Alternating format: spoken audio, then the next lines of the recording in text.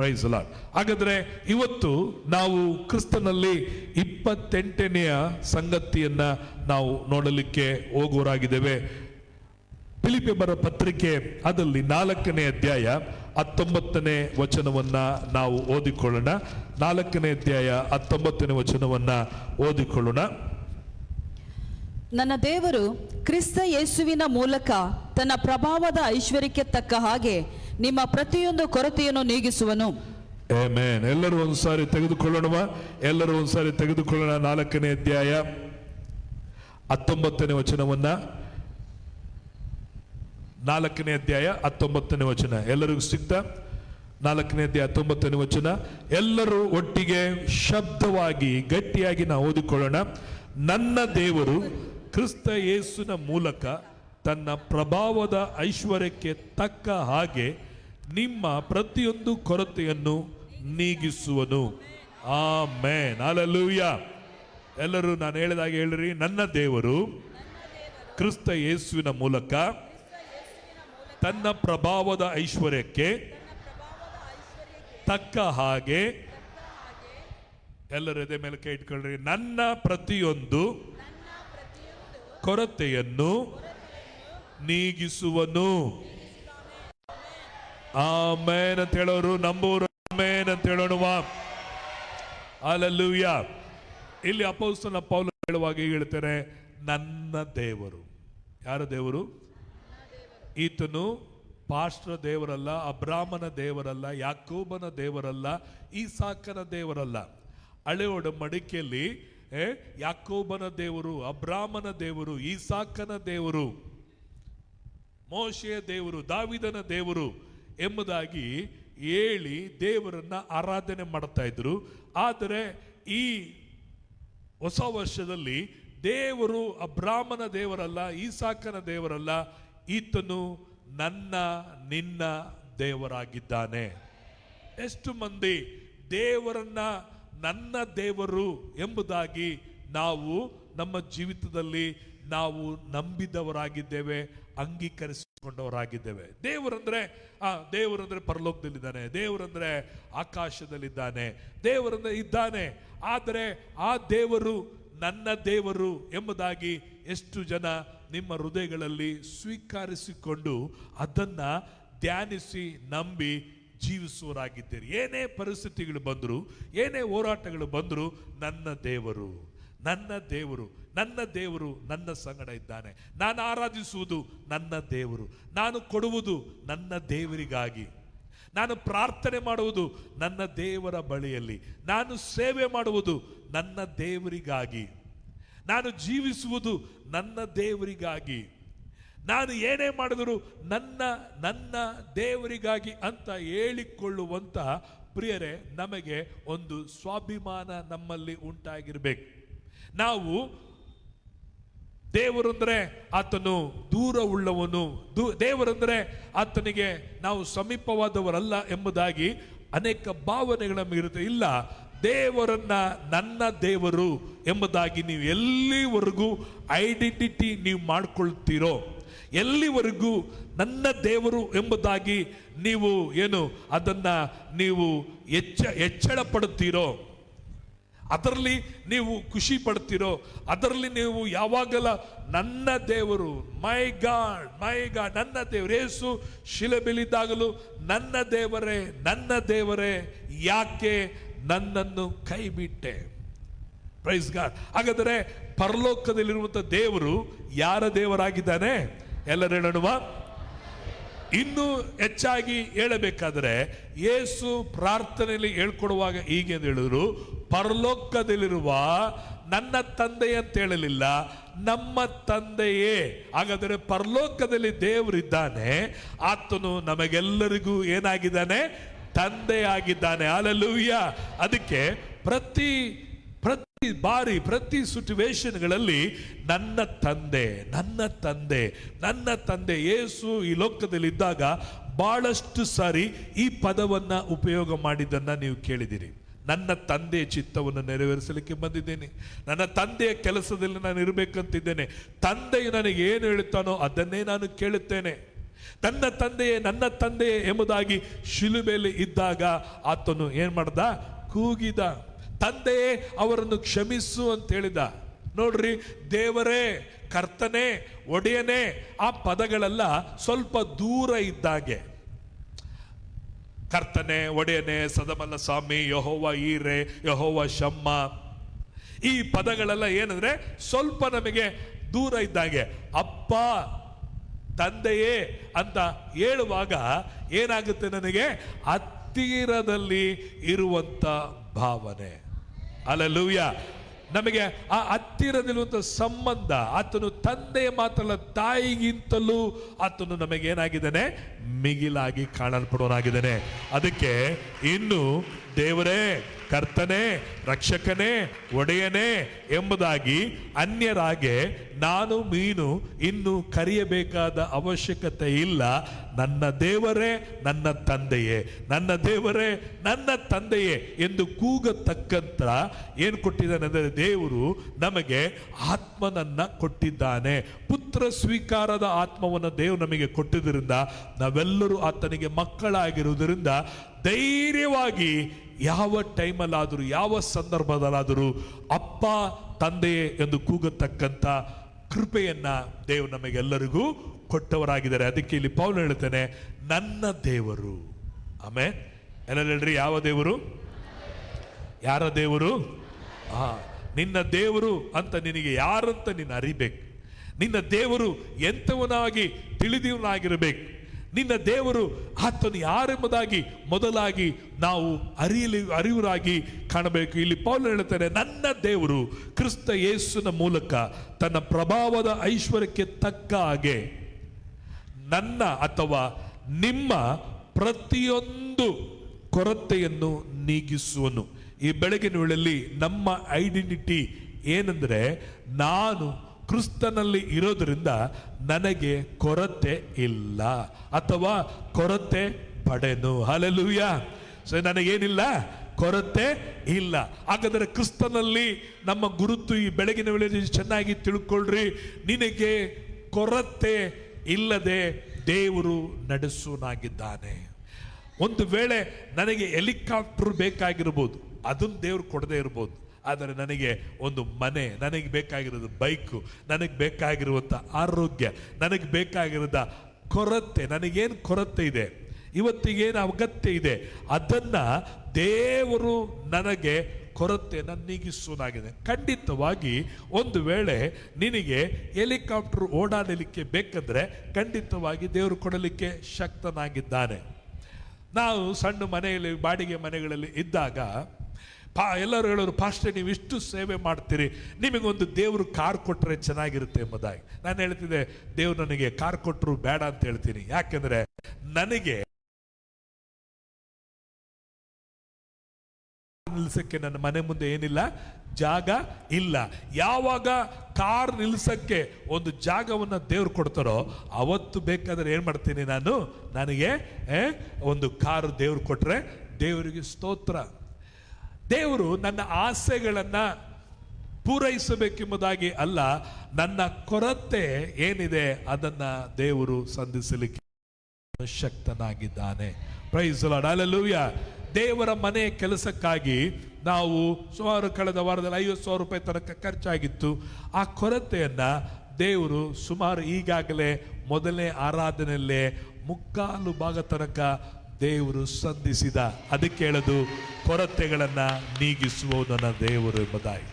Hallelujah. ಏನ್ ಮಾಡುವನಾಗಿದ್ದಾನೆ? ಕೊರತೆಗಳನ್ನ ನೀಗಿಸುವನಾಗಿದ್ದಾನೆ. ಪ್ರಿಯರೇ, ಈ ಬೆಳಗಿನ ವೇಳೆಯಲ್ಲಿ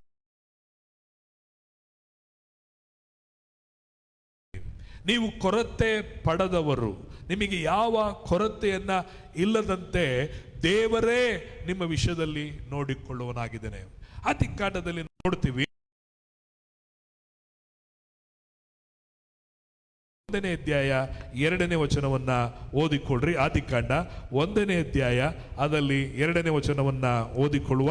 ಭೂಮಿಯು ಕ್ರಮವಿಲ್ಲದೆಯೂ ಬರಿದಾಗಿಯೂ ಇತ್ತು, ಆದಿಸಾಗರದ ಮೇಲೆ ಕತ್ತಲಿತ್ತು, ದೇವರಾತ್ಮನು ಜಲಸಮೂಹಗಳ ಮೇಲೆ ಚಲಿಸುತ್ತಿತ್ತು. ಭೂಮಿಯು ಕ್ರಮವಿಲ್ಲದೆಯೂ, ಎರಡನೇದಾಗಿ ಬರಿದಾಗಿತ್ತು, ಖಾಲಿಯಾಗಿತ್ತು, ಎಂಟಿ ಆಗಿತ್ತು. ಫಸ್ಟ್ ದೇವರು ಭೂಮಿಯನ್ನ ಉಂಟು ಮಾಡುವಾಗ ಯಾವ ಬರಿದಾಗಿ ಕ್ರಮವಿಲ್ಲದೆ ಸೃಷ್ಟಿ ಮಾಡಲಿಲ್ಲ. ಆತನು ಎಲ್ಲವೂ ಭೂಮಿಯಲ್ಲಿ ಎಲ್ಲವನ್ನ ಇಟ್ಟು ಸೃಷ್ಟಿ ಮಾಡಿದ.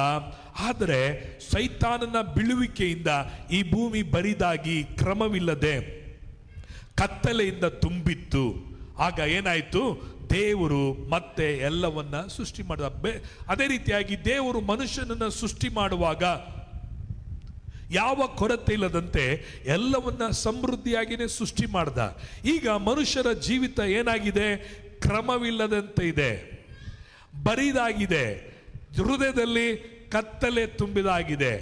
ಈಗ ದೇವರು ಭೂಮಿಯನ್ನು ನೋಡುವಾಗ ಬರಿದಾಗಿರುವುದನ್ನ, ಕತ್ತಲೆ ಆಗಿರುವುದನ್ನ ಮತ್ತು ಕ್ರಮವಿಲ್ಲರುವುದನ್ನು ನೋಡಿ ನಾವು 3ನೇ ವಚನದಿಂದ ನಾವು ಮುಂದುವರಿಸಿ ನೋಡಬೇಕಾದರೆ ದೇವರು ದೇವಚನ ನೋಡಬೇಕಾದರೆ ಕತ್ತಲಿರುವಂತ ಭೂಮಿಯಲ್ಲಿ ಬೆಳಕನ್ನು ತುಂಬಿಸಿದ. ಏನು ಕೊರತೆ ಇತ್ತು? ಬೆಳಕಿನ ಕೊರತೆ ಇತ್ತು. ಈಗ ದೇವರೇನ್ ಮಾಡಿದ್ರು? ಬೆಳಕಿನ ಕೊರತೆಯನ್ನು ನೀಗಿಸಿ ಬೆಳಕನ್ನ ಉಂಟು ಮಾಡಿದ್ರು. ಆ ಬೆಳಕು ಇಡೀ ಜಗತ್ತನ್ನ, ಇಡೀ ಭೂಮಿಯನ್ನ ಪೂರ್ಣ ಆವರಿಸತಕ್ಕ ಸೂರ್ಯ, ಚಂದ್ರ, ನಕ್ಷತ್ರಗಳು ಇವತ್ತು ಏನಾಗ್ತಾ ಇದೆ? ಇವತ್ತು ಇಡೀ ಪ್ರಪಂಚದ ಎಲ್ಲಾ ಕಡೆಗಳಲ್ಲೂ ಆತನ ಬೆಳಕಿನಿಂದ ತುಂಬಿದೆ. ದೇವರು ಕೊರತೆಗಳನ್ನು ನೋಡಿ ತುಂಬಿಸುವ ದೇವರಾಗಿದ್ದಾನೆ. ಈ ಬೆಳಗಿನ ವೇಳೆಯಲ್ಲಿ ನಿನ್ನಲ್ಲಿ ಬರಿದಾಗಿರುವ ಏನೇನು ಬರಿದಾಗಿದೆ ಇವುಗಳನ್ನ ದೇವರು ತುಂಬಿಸುವ ದೇವರಾಗಿದ್ದಾನೆ. ಆಶೀರ್ವಾದದ ಬರಿದಾಗಿದೆಯಾ? ಸಮಾಧಾನ ಬರಿದಾಗಿದೆಯಾ? ಸಂತೋಷ ಖಾಲಿಯಾಗಿದೆಯಾ? ಒಂದು ಕಾಲದಲ್ಲಿ ನಮ್ಮ ಹೃದಯ ಬರಿದಾಗಿತ್ತು, ಸಮಾಧಾನ ಇಲ್ಲದಂತೆ, ಸಂತೋಷ ಇಲ್ಲದಂತೆ, ನೆಮ್ಮದಿ ಇಲ್ಲದಂತೆ ಬರಿದಾಗಿತ್ತು. ಯಾವುದು ಕ್ರಮ ಇರಲಿಲ್ಲ. ಕ್ರಮವಿಲ್ಲದಂತೆ ಅಕ್ರಮವಾಗಿ, ಅನ್ಯಾಯವಾಗಿ ನಡೀತಿದ್ವಿ. ನಮ್ಮ ಜೀವಿತದಲ್ಲಿ ಕತ್ತಲೆ ಆವರಿಸಿತ್ತು. ನಾವು ಎಲ್ಲಿ ನಡಿಬೇಕೆಂಬುದಾಗಿ ಗೊತ್ತಿಲ್ಲ. ಬಟ್ ಇವತ್ತು ಯೇಸು ನಮ್ಮ ಒಳಗೆ ಬಂದಿದ್ದರಿಂದ ಕತ್ತಲೆಯಾಗಿ ಬಿಡಲಿಲ್ಲ.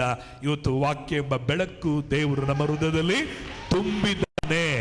ಈಗ ಬೆಳಕಿನ ಕೊರತೆ ನಮಗೆ ಇಲ್ಲ. ಮೊದಲು ಕ್ರಮವಿಲ್ಲದಂತಿದ್ವಿ. ಈಗ ದೇವರು ನಮ್ಮನ್ನ ಕ್ರಮಪಡಿಸಿ, ನಮ್ಮನ್ನ ರಕ್ತದಿಂದ ತೊಳೆದು, ನಮ್ಮ ಅಪರಾಧಗಳನ್ನೆಲ್ಲ ಕ್ಷಮಿಸಿ, ಶುದ್ಧ ಮಾಡಿ, ತನ್ನ ಪವಿತ್ರತೆಯಿಂದ ನಮ್ಮ ಹೃದಯಗಳನ್ನ ಏನ್ ಮಾಡಿದ್ದಾನೆ? ಸ್ವಲ್ಪ ಕೊಟ್ಟಿಲ್ಲ, ಪೂರ್ಣವಾಗಿ ನಮ್ಮನ್ನ ಶುದ್ಧ ಮಾಡಿದ್ದಾನೆ.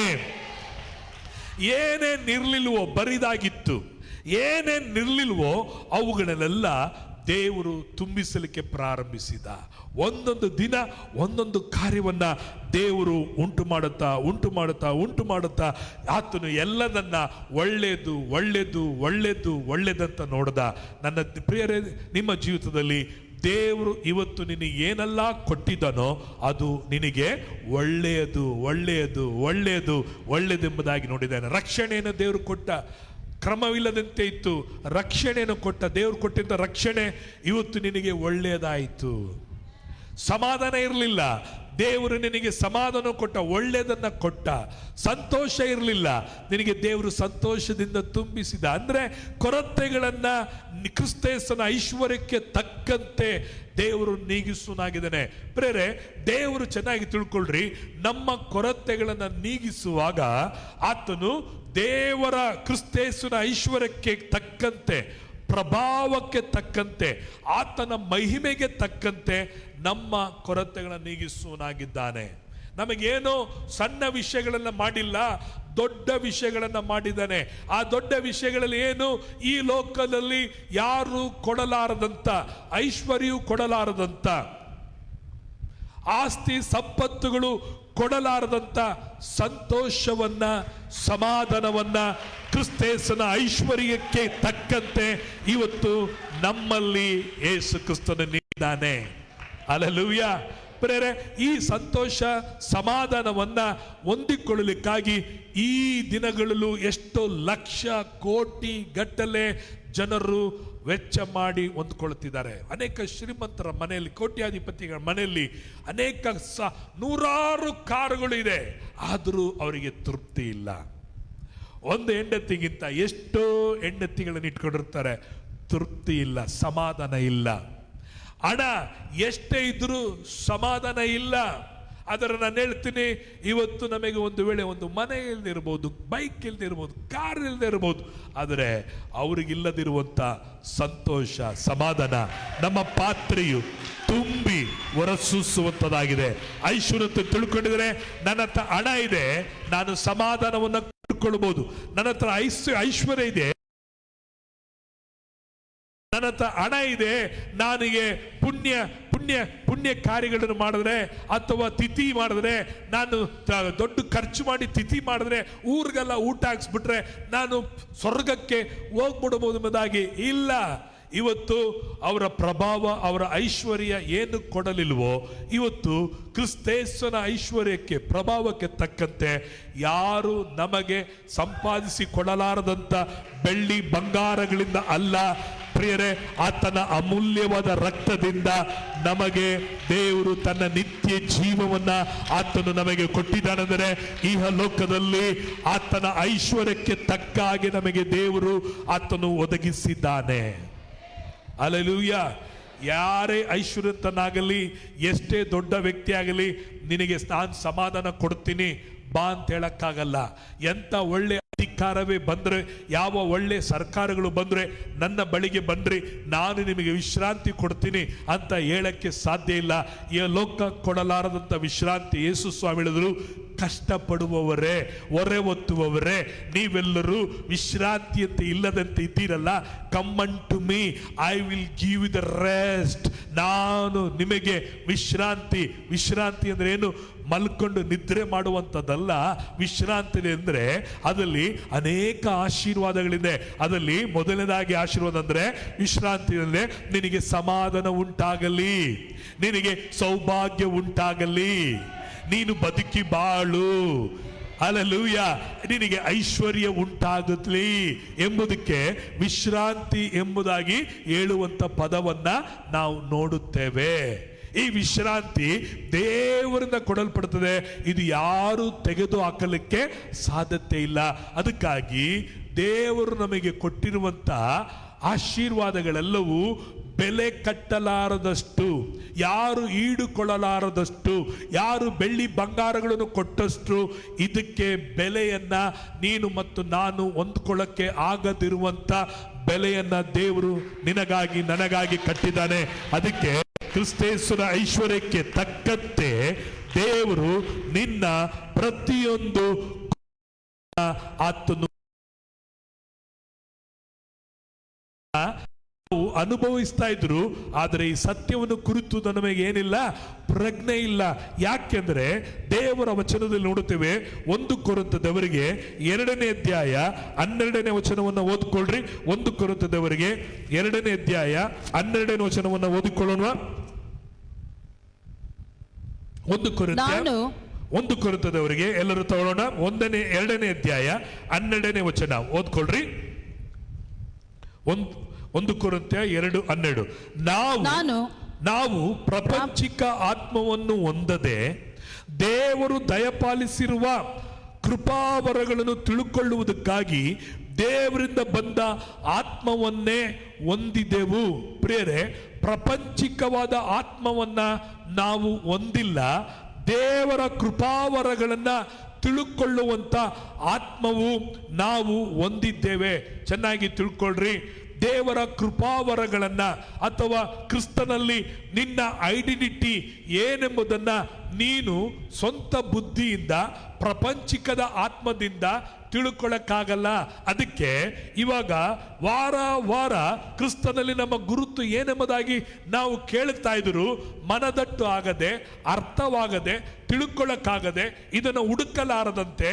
ಕಾರಣ ಯಾಕೆಂದ್ರೆ ನಮ್ಮ ಒಳಗಿರುವ ಪವಿತ್ರಾತ್ಮನಿಗೆ ನಾವು ಅವಕಾಶವನ್ನು ಮಾಡಿಕೊಡದೆ ಪ್ರಪಂಚಿಕವಾದ ಆತ್ಮದಿಂದ ಕೂತು ಪ್ರಪಂಚಿಕವಾದ ಬುದ್ಧಿಯಿಂದ ಕೇಳಿ ಹೋಗ್ತಾ ಬರ್ತಾ ಇರೋದ್ರಿಂದ ಒಂದು ನಿಮ್ಮ ಜೀವನದಲ್ಲಿ ಒಂದು ದೊಡ್ಡ ಪರಿಣಾಮವು ಬೀರದಂತೆ, ಇದನ್ನು ಕುರಿತಾದ ದಾಹ ಉಂಟಾಗದಂತೆ, ಏನೋ ಬಂಡೆ ಮೇಲೆ ಮಳೆ ಬಿದ್ದಾಗೆ ಕೇಳಿ ಹೋಗೋರಾಗಿದ್ದೇವೆ. ಯಾಕಂದ್ರೆ ಇನ್ನು ಅನೇಕರು ಪ್ರಪಂಚಿಕವಾದ ಆತ್ಮಕ್ಕೆನೇ ಯೋಚಿಸುವವರಾಗಿದ್ದಾರೆ. ಪ್ರಪಂಚಿಕವಾದಂಥ ಆತ್ಮ ಅದು ಏನು ಈ ಶರೀರದಲ್ಲಿ ಏನಿರುತ್ತೋ, ಕಣ್ಣಿಂದ ಏನು ಕಾಣುತ್ತೋ, ಏನು ಅನುಭವಿಸುತ್ತೋ ಅದನ್ನೇ ಚಿಂತಿಸಿ ಚಿಂತೆ ಮಾಡಿ ನಾನು ಹೀಗೆ ನಾನು ಹಾಗೆ ಎಂಬುದಾಗಿ ಯೋಚನೆ ಮಾಡುವಂತರಾಗಿದ್ದಾರೆ.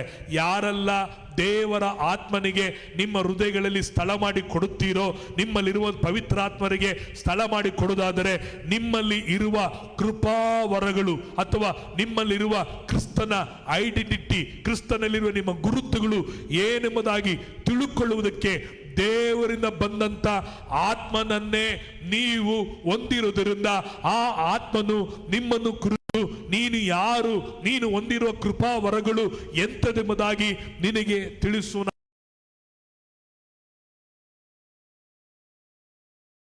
ನೀವು ಲೋಕದಲ್ಲಿ ಇದ್ದಾಗ ಶಿಷ್ಯರು ಹೇಳಿದ್ರು, ಸ್ವಾಮಿ ನೀನು ಒಂದು ಮಾತು ಲೋಕದಿಂದ ದೂತರನ್ನ ಏನ್ ಮಾಡ್ಬಿಡ್ತೀವಿ ಅಂತ ಹೇಳಿದ್ರು. ಮಾಡಕ್ ಬರಲಿಲ್ಲ.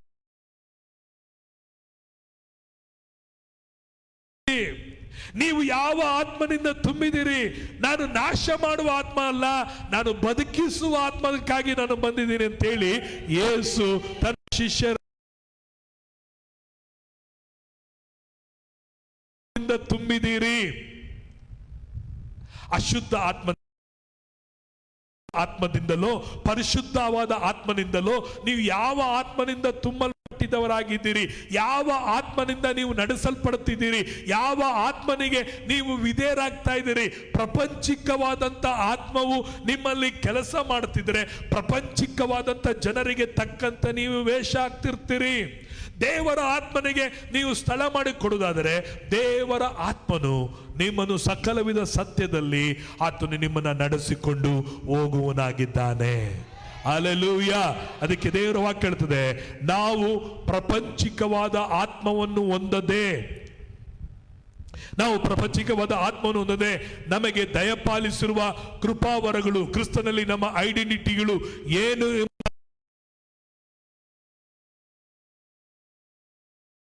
ಹೊಂದಿದ್ದೇವೆ. ಹಲ್ಲೆಲೂಯಾ. ಏನನ್ನು ಹೊಂದಿದ್ದೇವೆ? ದೇವರಿಂದ ಬಂದ ಆತ್ಮ. ಎಲ್ಲರೂ ಹೇಳ್ರಿ, ನಾವು ಯಾವ ಆತ್ಮವನ್ನು ಹೊಂದಿದ್ದೇವೆ?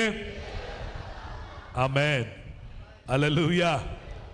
ಸೌಲನಲ್ಲಿ ದೇವರ ಆತ್ಮ ಹೋಗಿ ಅವನಲ್ಲಿ ಅಶುದ್ಧ ಆತ್ಮ ಬಂತಂತೆ. ಅಶುದ್ಧ ಆತ್ಮ ಬಂದಾಗ ಅವನು ದಾವೀದನನ್ನ ಈಟಿಯಿಂದ ಕೊಲ್ಲಲಿಕ್ಕೆ ನೋಡ್ದ, ಅಭಿಷಕ್ತನನ್ನ ಕೊಲ್ಲಲಿಕ್ಕೆ ಹೋದ, ಅಭಿಷಕ್ತನಿಗೆ ವಿರುದ್ಧವಾಗಿ ಹೋದ. ಪ್ರಿಯರೇ, ಪವಿತ್ರಾತ್ಮನು ಇರುವಾಗ ಆತನು ಸತ್ಯದಲ್ಲಿ ನಡೆಸ್ತಾನೆ. ಆದರೆ ಅಶುದ್ಧ ಆತ್ಮ, ಪ್ರಪಂಚಿಕದ ಆತ್ಮ, ಅವನು ಅಭಿಷಕ್ತನಿಗೆ ವಿರುದ್ಧವಾಗಿ, ಸೇವಕನಿಗೆ ವಿರುದ್ಧವಾಗಿ, ದೇವರ ಚಿತ್ತಕ್ಕೆ ವಿರುದ್ಧವಾಗಿ ಆತನೇನ್ ಮಾಡ್ತಾನೆ? ಹೋರಾಡ್ತಿರ್ತಾನೆ. ಅದಕ್ಕಾಗಿ ದೇವಜನರೇ, ನಿಮ್ಮಲ್ಲಿ ಪ್ರಾಪಂಚಿಕವಾದಂಥ ಆತ್ಮಕ್ಕೆ ಸ್ಥಳ ಕೊಡಬೇಡ್ರಿ. ಯಾಕಂದ್ರೆ ನಿಮ್ಮಲ್ಲಿರುವಂಥ ಆತ್ಮನಿಗೆ ವಿರುದ್ಧ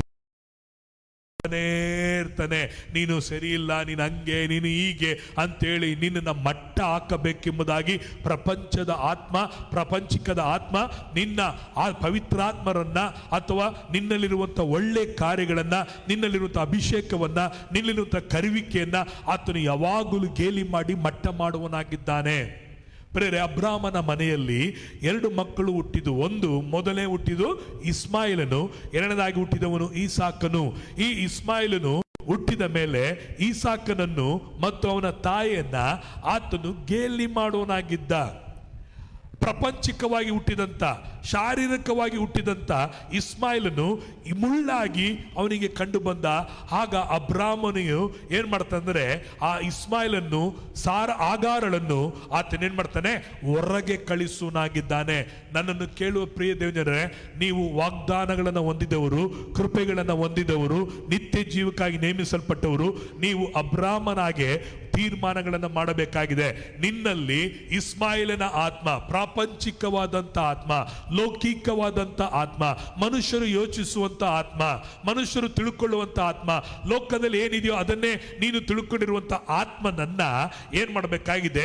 ಹೊರಗೆ ನೀನು ಕಳುಹಿಸಿ ವಾಗ್ದಾನವನ್ನ ಮಾಡಲ್ಪಟ್ಟಂತ ಆತ್ಮನನ್ನ ಹೊಂದಿಕೊಂಡು ಅದಕ್ಕೆ ತಕ್ಕಂತೆ ನೀವು ಜೀವಿಸುವುದಾದರೆ ವಾಗ್ದಾನದ ಫಲಗಳನ್ನ ನೀವೇನ್ ಮಾಡುವರಾಗಿದ್ದೀರಿ? ಅನುಭವಿಸುವರಾಗಿದ್ದೀರಿ. ಹಲ್ಲೆಲೂಯಾ. ಪ್ರೇರೆ, ಈ ಪ್ರಾಪಂಚಿಕದ ಆತ್ಮ, ದೇವರ ಆತ್ಮ, ನೀನು ಬದುಕಿರುವ ತನಕ ಈ ಎರಡು ಒಂದಕ್ಕೊಂದು ಏನಾಗ್ತಾ ಇರ್ತವೆ? ಹೋರಾಡ್ತಾನೆ ಇರ್ತವೆ. ಎಲ್ಲರೂ ಹೇಳ್ರಿ, ಏನಾಗ್ತಾ ಇರ್ತದೆ? ಇವತ್ತು ನೀನು ಆತ್ಮ ಭರಿತನಾಗಿರು. ಈ ವಾಕ್ಯ ಕೇಳುವಾಗ ನೀನು ಸಂತೋಷ ಪಡಬಹುದು. ಹೊರಗಡೆ ಹೋಗಿದ ತಕ್ಷಣ ಅವನು ಮತ್ತೆ ಎದ್ದೇಳ್ತಾನೆ, ಏನಪ್ಪ ಎಂತ ವಾಕ್ಯ ಕೇಳಿದೆ, ನಿನಗೇನೆ ಅಂದಿದ್ದು, ನೀನು ನೋಡು ಪ್ರಪಂಚಿಕ ಆತ್ಮ ಅಂತೆ, ನಿನ್ನಲ್ಲಿ ದುರಾತ್ಮ ಅಂತ ಇರೋದು ಅಂತ ಹೇಳಿ ಅವನು ಕೊಡುವಾಗ, ಹೌದಾ ಹಂಗಂದ್ರೇನು ಪಾಸ್ಟ್ರು, ಹಂಗೇಳಿದ್ರೇನು? ಅಯ್ಯೋ ಪಾಸ್ಟ್ರು ಹೇಳಿಲ್ಲ, ದಡ್ಡ, ವಾಕ್ಯ ಹೇಳ್ತಾ ಇದೆ. ಈ ತರ ನೀನು ಯಾವ ಆತ್ಮನಿಂದ ತುಂಬಿದ್ಯಾ? ಯೇಸು ಶಿಷ್ಯರನ್ನೋಡು ಕೇಳಿದ್ರು, ನೀವು ಯಾವ ಆತ್ಮನಿಂದ ತುಂಬಿದ್ದೀರಿ? ನಿಮ್ಮಲ್ಲಿ ಯಾವ ಆತ್ಮ ಕೆಲಸ ಮಾಡ್ತಾ ಇದೆ? ದೇವರ ಆತ್ಮನು ಮಾತ್ರವೇ ದೇವರಿಗೆ ಸಂಬಂಧಪಟ್ಟ ವಿಷಯಗಳನ್ನ ಅರಿತಾನೆ. ಪ್ರಪಂಚಿಕನು ದೇವರಿಗೆ ಸಂಬಂಧಪಟ್ಟಂತ ವಿಷಯಗಳನ್ನ ಅರಿಯುವುದಿಲ್ಲ. ಅದಕ್ಕೆ ದೇವಜನರೇ, ನಾವು ದೀಕ್ಷಾಸ್ಥಾನ ತೆಗೆದುಕೊಂಡು ದೇವರ ಮಕ್ಕಳಾಗಿದ್ರು ನಿಮ್ಮಲ್ಲಿ ಪ್ರಪಂಚಿಕವಾದ ಆತ್ಮವು ಇರೋ ತನಕ ದೇವರ ಆತ್ಮನ ವಿಷಯಗಳನ್ನ ನೀವು ಅರಿಯಕ್ಕಾಗಲ್ಲ. ಪ್ರಪಂಚಿಕವಾದ ಆತ್ಮನಿಗೆ ಬೇಕಾಗಿರುವುದು ತಿನ್ನೋಣ, ಕುಡಿಯೋಣ, ಮಜಾ ಮಾಡೋಣ, ಕುಣಿಯೋಣ, ಊರು ಸುತ್ತೋಣ, ಬಟ್ಟೆ ಹಾಕೋಣ, ಮದುವೆ ಮಾಡ್ಕೊಳ್ಳೋಣ, ಹೀಗೆ ಈ ವಿಷಯಗಳಲ್ಲೇ ಇರ್ತಾನೆ. ಆದರೆ ಆತ್ಮಿಕ ಮನುಷ್ಯನು, ಆತ್ಮ ಉಳ್ಳವನು ಆಗಲ್ಲ. ನೀನು ಕ್ರಿಸ್ತನಲ್ಲಿ ಏನಾಗಿದ್ಯಾ, ನಿನ್ನನ್ನು ಕುರಿತು ದೇವರು ಏನ್ ಹೇಳಿದ್ದಾನೆ, ನೀನು ಹೇಗಿರ್ಬೇಕೆಂಬುದನ್ನ ನಿನ್ನೊಳಗೆ ಪವಿತ್ರಾತ್ಮರು ಇದ್ದುಕೊಂಡು ನಿನ್ನನ್ನ ನಡೆಸೋನಾಗಿ. ಯಾರೆಲ್ಲ ಪವಿತ್ರಾತ್ಮರು ಇದ್ದು ಈ ಸತ್ಯಗಳನ್ನ ಅರಿವಂತೆ ಮಾಡುತ್ತಿದ್ದಾರೋ ನೀವು ಧನ್ಯರು. ಪ್ರೇರೆ, ನೀವು ಆಶೀರ್ವಿಸಲ್ಪಟ್ಟವರು, ಭಾಗ್ಯವಂತರು ಆಗಿದ್ದೀರಿ. ಪ್ರೇರೆ, ಈ ಮುಂಜಾನೆ ವೇಳೆಯಲ್ಲೂ ಸಹ ಪ್ರಪಂಚಿಕವಾದ ಆತ್ಮನಿಂದ, ಲೌಕಿಕವಾದ ಆತ್ಮದಿಂದ ನೀವು ಬದುಕುವುದಾದರೆ ಅದರ ಮರಣ. ಶಾರೀರಿಕವಾದ ಸ್ವಭಾವವು, ಶರೀರಕ್ಕೆ ಸಂಬಂಧಪಟ್ಟ ಆತ್ಮದಲ್ಲಿ ಜೀವಿಸಿದರೆ ಅದರ ಅಂತ್ಯವು ಮರಣ. ಪವಿತ್ರಾತ್ಮನನ್ನು ಅನುಸರಿಸಿ ನಡೆಯುವುದಾದರೆ ಅದು ನಿಮಗೆ ಜೀವವು ಉಂಟಾಗುವಂಥದ್ದಾಗಿದೆ. ಹಾಗಾದರೆ ಕ್ರಿಸ್ತನಲ್ಲಿ ನಮ್ಮ ಗುರುತು 28ನೇದು ಏನಂದ್ರೆ, ಕೊರತೆ ಪಡುವವರಲ್ಲ. ಹಲ್ಲೆಲೂಯಾ. ದೇವರ ನಾಮಕ್ಕೆ ಮಹಿಮೆ ಉಂಟಾಗಲಿ. ಪ್ರೇರೆ, ದೇವರು ಈ ಲೋಕದಲ್ಲಿ ಐಗುಪ್ತದಿಂದ ಇಸ್ರೇಲರನ್ನ, ಆತನು ಸುಮಾರು 6 ಲಕ್ಷ ಗಂಡಸರನ್ನ ಮತ್ತು ಅಲ್ಲಿ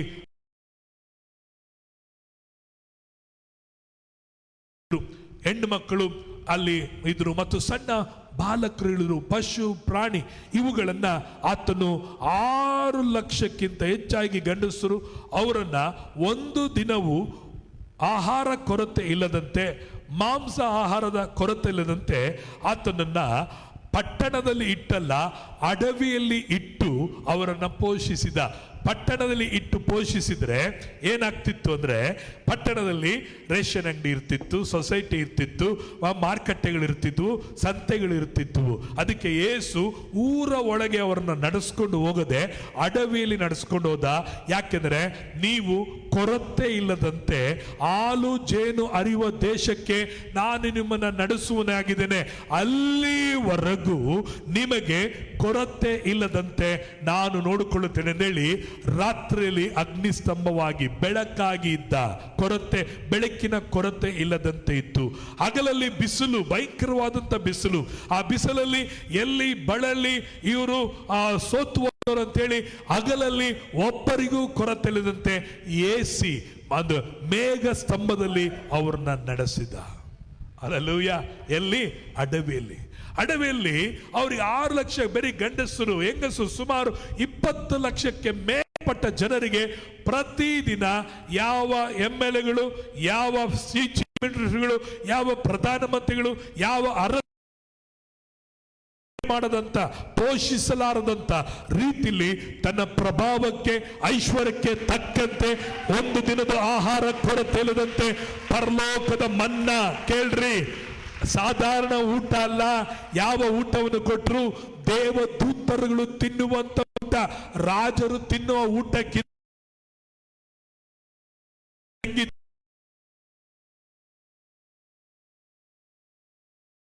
ಅರಮನೆಯಲ್ಲಿಟ್ಟು ಪೋಷಿಸಲಿಲ್ಲ, ಪಟ್ಟಣದಲ್ಲಿ ಸಿಟಿಲಿಟ್ಟು ಪೋಷಿಸಲಿಲ್ಲ. ಅವರನ್ನ ಪೋಷಿಸಿದ್ದು ಅಡವಿಲಿ. ನಾನು ಹೇಳ್ತೀನಿ, ದೇವರು ನಿನ್ನನ್ನ ಯಾವ ಸ್ಥಳದಲ್ಲಿದೆಯೋ, ನನ್ನ ದೇವರು ನಿನ್ನನ್ನು ಪೋಷಿಸಬೇಕೆಂದ್ರೆ ಆತನು ನೀನು ಇರುವಂತ ಊರಲ್ಲೇ ನಿನ್ನನ್ನು ಪೋಷಿಸಲಿಕ್ಕೆ ಆತನು ಶಕ್ತನಾಗಿದ್ದಾನೆ.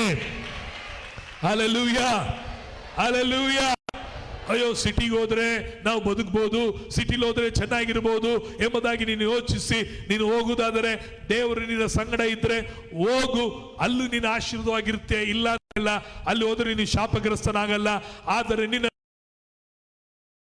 ಬೆಂಗಳೂರಿಗೆ ಹೋದ್ರೆ, ಅಲ್ಲಿಗೆ ಹೋದ್ರೆ, ಇಲ್ಲಿಗೆ ಹೋದ್ರೆ ನನ್ನ ಕೊರತೆಗಳು ನೀಗುತ್ತೆ ಎಂಬುದಾಗಿ ನಂಬಿ ಹೋಗ್ಬೇಡ. ನನ್ನ ಕೊರತೆಗಳನ್ನು ಸಿಟಿಲಿದ್ರು ನೀಗಿಸುವನು ಕರ್ತನೆ, ನನ್ನ ಕೊರತೆಗಳನ್ನು ನಾನು ಹಳ್ಳಿಲಿದ್ರು ನೀಗಿಸುವನು ಕರ್ತನೆ ಎಂಬುದಾಗಿ ನಂಬಿ. ಹಲ್ಲೆಲೂಯಾ. ಲೋಕದೇವರೇ ಆಡಿದ್ರು, ಹಳ್ಳಿ ಆದ್ರೆ ಏನು ದೇವರೇ, ಪಟ್ಟಣ ಆದ್ರೆ ಯಾರು ದೇವರೇ ಎಂಬುದಾಗಿ. ಅದಕ್ಕಾಗಿ ನಾನು ಹೇಳ್ತೀನಿ ಪ್ರೇರೆ, ಹಳ್ಳಿ ನೋಡಬೇಡ, ಅಥವಾ ನಿನ್ನ ಬಡತನವನ್ನು ನೋಡಬೇಡ, ನಿನ್ನ ಕೊರತೆಗಳನ್ನು ನೋಡಬೇಡ, ನಿನ್ನ ಕಷ್ಟಗಳನ್ನು ನೋಡಬೇಡ, ನಿನ್ನ ಆದಾಯವನ್ನು ನೋಡಬೇಡ, ನಿನ್ನ ಬಿಸ್ನೆಸ್ ಮೇಲೆ ಕಣ್ಣಿಡಬೇಡ. ಎಲ್ಲವನ್ನು ನೋಡುವವನು, ಒದಗಿಸುವನು. ಆಮೇಲೆ ನನ್ನ ಸಹಾಯವು ಎಲ್ಲಿಂದ ಬರುತ್ತದೆ? ಭೂಮಿ ಆಕಾಶಗಳು ಉಂಟು ಮಾಡಿದ ಯೆಹೋವನಿಂದಲೇ ನಿನ್ನನ್ನು ದೇವರು ಆಶೀರ್ವದಿಸುವನಾಗಿದ್ದಾನೆ. ಹಲ್ಲೆಲೂಯಾ. ಅನೇಕರು ಕೇಳ್ತಾರೆ, ಪಾಸ್ಟ್ರೆ ನಾವು ಸಿಟಿಲಿದ್ರು ನಾವು ನಿಮ್ಮ ಥರ ಸೇವೆ ಮಾಡೋಕ್ಕಾಗ್ತಾ ಇಲ್ಲ, ಪಾಸ್ಟ್ರೆ ನಾವು ಸಿಟಿಲಿದ್ರು ನಿಮ್ಮ ಥರ ನಾವು ಕಾರಲ್ಲಿ ಓಡಾಡೋಕ್ಕಾಗ್ತಾ ಇಲ್ಲ. ಕಾರಣ ಯಾಕೆ? ನನಗೆ ಗೊತ್ತು, ದೇವರು ಈ ಊರಿಗೆ, ಹಳ್ಳಿಗೆ ಹೋಗು, ಈ ಊರಿಗೆ ಹೋಗುವುದಾಗಿ ಕಳಿಸಿದನು ಅವನು. ನಾನು ಸಿಟಿಲಿದ್ರು, ನಾನು ಹಳ್ಳಿಲಿದ್ರು ನನ್ನನ್ನು ಉದ್ಧರಿಸುವನು ನನ್ನ ಕರ್ತನು. ನನ್ನ ಕರುವಿಕೆ ಆತನ ದರ್ಶನ ನನ್ನನ್ನು ಪೋಷಿಸುವಂಥದ್ದಾಗಿ ಕಾಣಲ್ಪಡುವಂಥದ್ದಾಗಿದೆ. ಚೆನ್ನಾಗಿ ತಿಳ್ಕೊಳ್ರಿ ಪ್ರಿಯರೇ, ನೀವು ಪ್ರಪಂಚಿಕದ ಆತ್ಮವುಳ್ಳವರಾಗಿದ್ದರೆ ಈ ತರ ಓಹೋ, ಅಲ್ಲಿ ಸೋದೋಮ್ ಗುಮರ ಇದೆ, ಅಲ್ಲಿ ಸುಂದರವಾದ ವನವಿದೆ, ಅಲ್ಲಿ ಏದೇನ್ ತೋಟದಂತಿದೆ, ನದಿ ಇದೆ, ಅಲ್ಲಿ ತೋಟ ಇದೆ, ಅಲ್ಲಿ ಹೋದ್ರೆ ನಾನು ಸುಖವಾಗಿ ನಾನು, ನನ್ನ ಹೆಂಡತಿ, ನನ್ನ ಮಕ್ಕಳು ಮತ್ತು ನನ್ನ ದನ ಕಾಯುವವರು ಮತ್ತು ನನ್ನ ದನ ಕರುಗಳು ಎಲ್ಲವೂ ಏನಾಗಿರ್ಬೋದು, ಚೆನ್ನಾಗಿರುತ್ತೆ ಅಂತೇಳಿ ಅವನು ಪ್ರಪಂಚಿಕವಾದ ಆತ್ಮನಿಂದ ಯೋಚನೆ ಮಾಡಿ ಆತನು ಕೂಡಲೇ ಏನ್ ಮಾಡ್ದ? ಸೋದೋಮ್ ಗುಮರವನ್ನ ಆರಿಸಿಕೊಂಡ.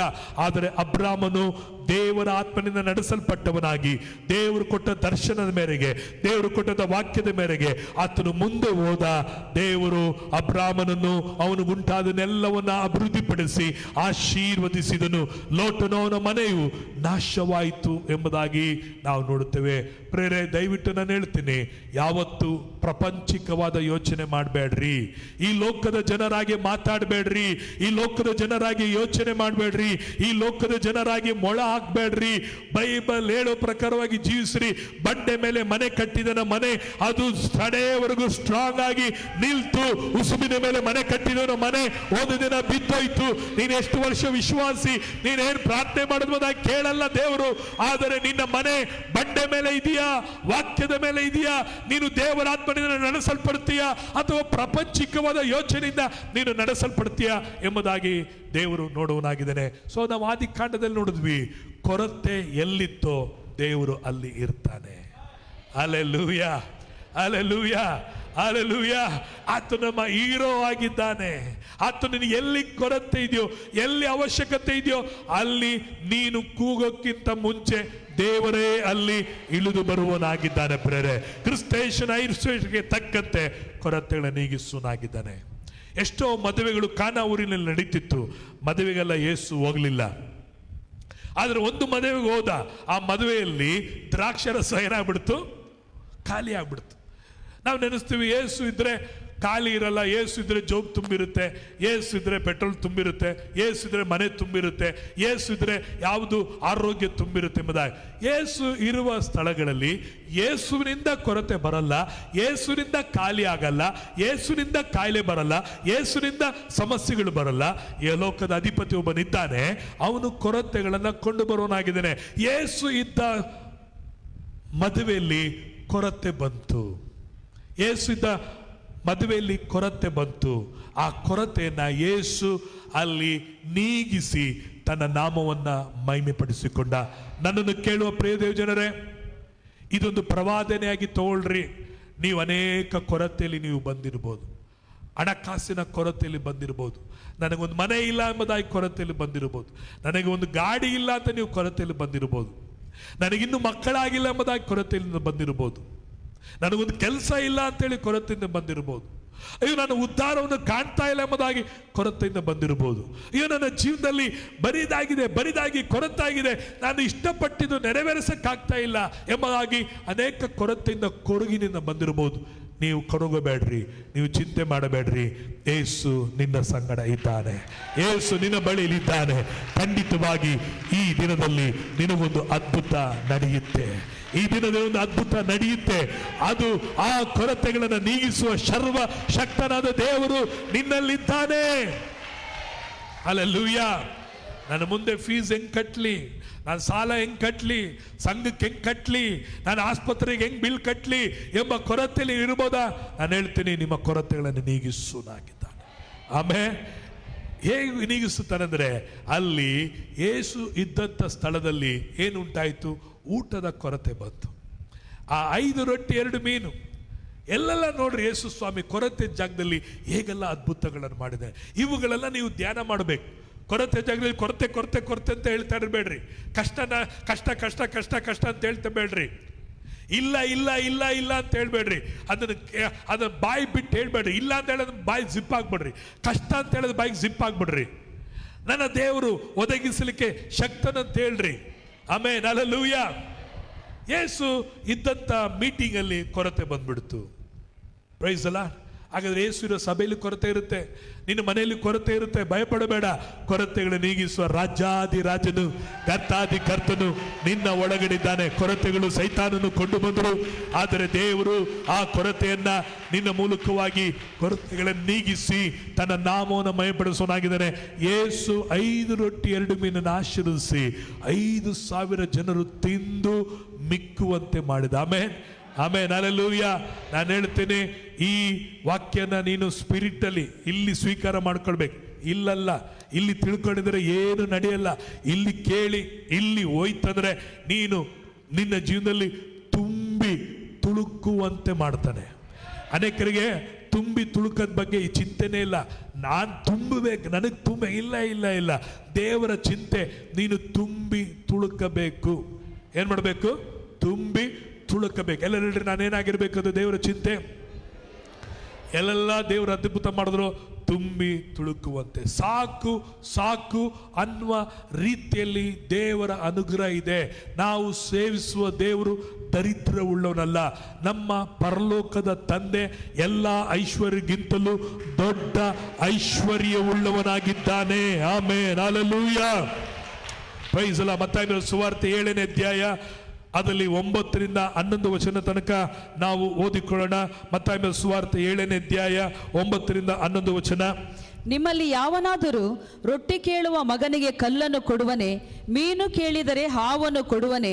ಹಾಗಾದರೆ ಕೆಟ್ಟವರಾದ ನೀವು ನಿಮ್ಮ ಮಕ್ಕಳಿಗೆ ಒಳ್ಳೆಯ ಪದಾರ್ಥಗಳನ್ನು ಕೊಡಬಲ್ಲವರಾದರೆ ಪರಲೋಕದಲ್ಲಿರುವ ನಿಮ್ಮ ತಂದೆಯು ತನ್ನನ್ನು ಬೇಡಿಕೊಳ್ಳುವವರಿಗೆ ಎಷ್ಟೋ ಹೆಚ್ಚಾಗಿ ಒಳ್ಳೆಯ ವರಗಳನ್ನು ಕೊಡುವನಲ್ಲವೇ? ಪರಲೋಕದಲ್ಲಿರುವ ನಿಮ್ಮ ತಂದೆಯು ತನ್ನನ್ನು ಬೇಡಿಕೊಳ್ಳುವವರಿಗೆ ಅಥವಾ ನಂಬುವವರಿಗೆ ಎಷ್ಟೋ ಹೆಚ್ಚಾಗಿ ಒಳ್ಳೆಯ ವರ ಅಂತ ಹೇಳ್ಬೇಕಾದ್ರೆ ಗಿಫ್ಟ್ ಅಂತಿದೆ. ಏನಂತಿದೆ? ಗಿಫ್ಟ್, ಉಡುಗೊರೆಗಳು. ಉಡುಗೊರೆಗಳಂದ್ರೆ ಬರೀ ಆತ್ಮೀಯವಾದಂಥ ವರ ಅಲ್ಲ, ಭೂಲೋಕಕ್ಕೆ ಸಂಬಂಧಪಟ್ಟಂತ ಗಿಫ್ಟ್ಗಳನ್ನ ದೇವರು ಕೊಡುವನಾಗಿದ್ದಾನೆ. ಗಿಫ್ಟ್ಗಾಗಿ ನಾವು ಯಾರು ಪ್ರಯಾಸ ಪಡಬೇಕಾಗಿಲ್ಲ. ಗಿಫ್ಟ್ ಫ್ರೀ ಆಗಿ ಕೊಡುವಲ್ಪಡುತ್ತದೆ.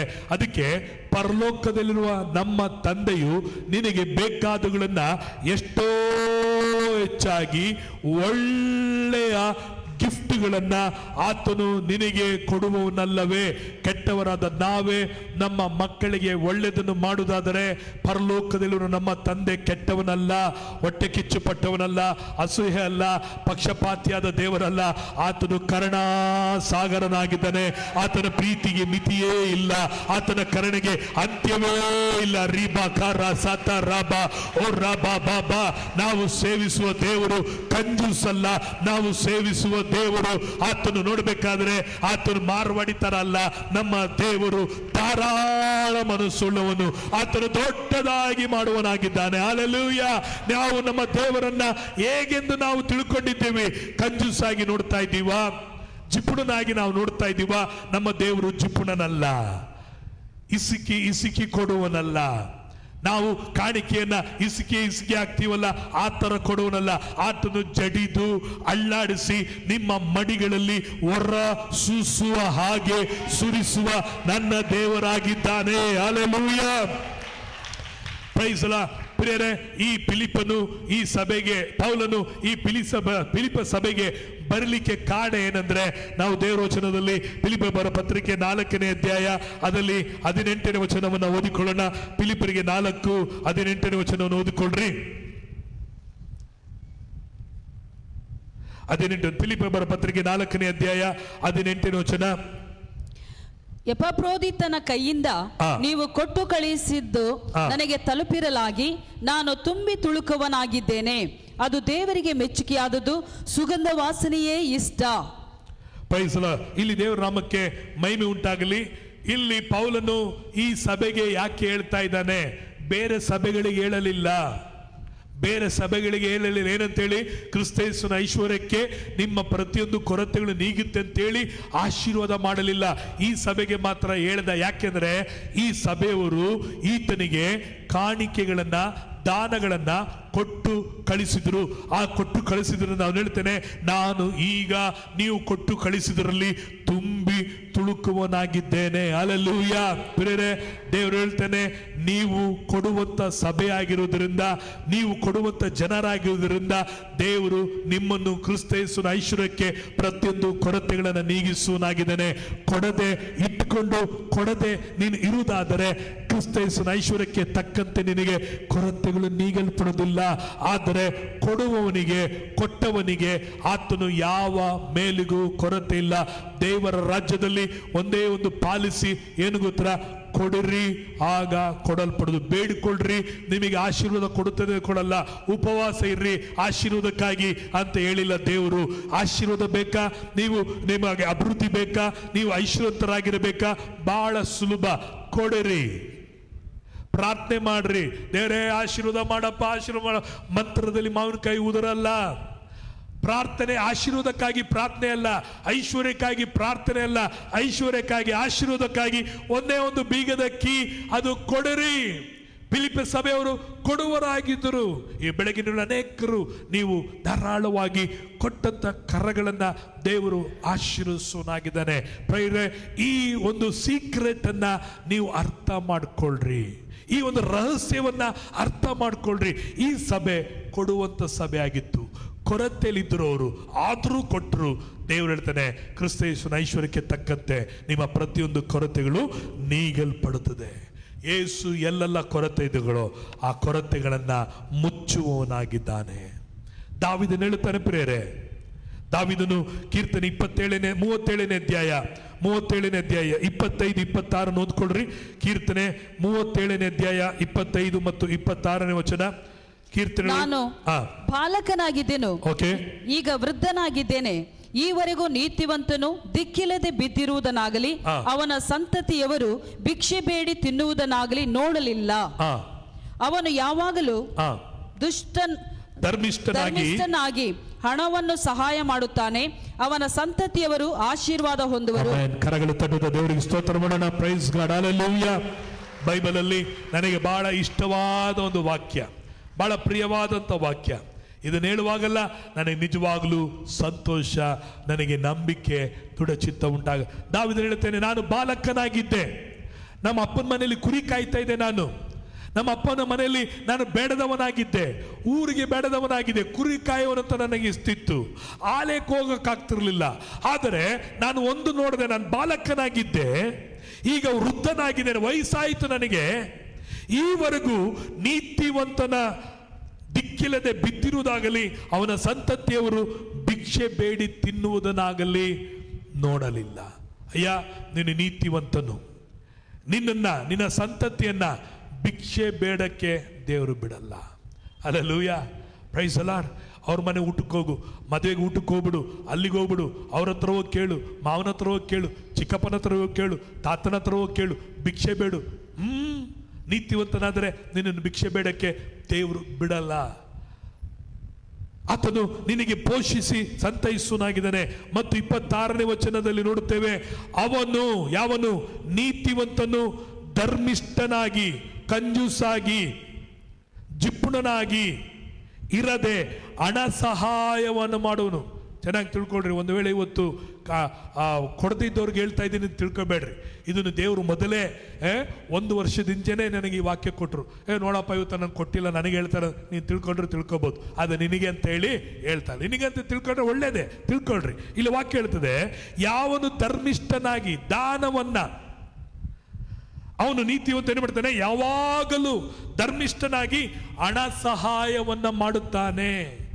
ಸಹಾಯ ಮಾಡಬೇಕು, ಇದ್ದವರಿಗೆ ಕೊಡೋದಲ್ಲ, ಪೊಲೀಸ್ಗೆ ಹೋಗಿ ಕೊಡೋದಲ್ಲ, ಲಾಯರ್ಗೆ ಹೋಗಿ ಕೊಡೋದಲ್ಲ. ಅವ್ರು ಕೊಡ್ತೀವಿ, ಪೊಲೀಸ್ ಕೊಡ್ತೀವಿ, ಪ್ರೈಸ್ ದಿ ಲಾರ್ಡ್. ಆದರೆ ದೇವರಿಗೆ ಕೊಡಬೇಕಂದ್ರೆ ಸಹಾಯ ಮಾಡಲ್ಲ.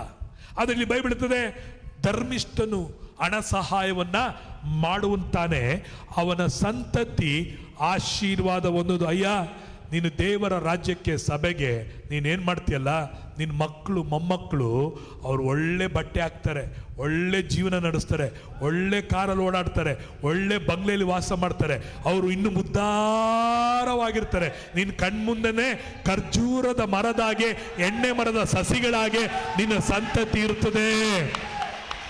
ಯಾವಾಗ? ಕೈ ತಟ್ಟದಾಗಲ್ಲ, ಹಲ್ಲೆಲೂಯಾ ಹೇಳಿದಾಗಲ್ಲ ರೀ, ದೇವರ ರಾಜ್ಯಕ್ಕೆ ಸಹಾಯ ಮಾಡುವಾಗ.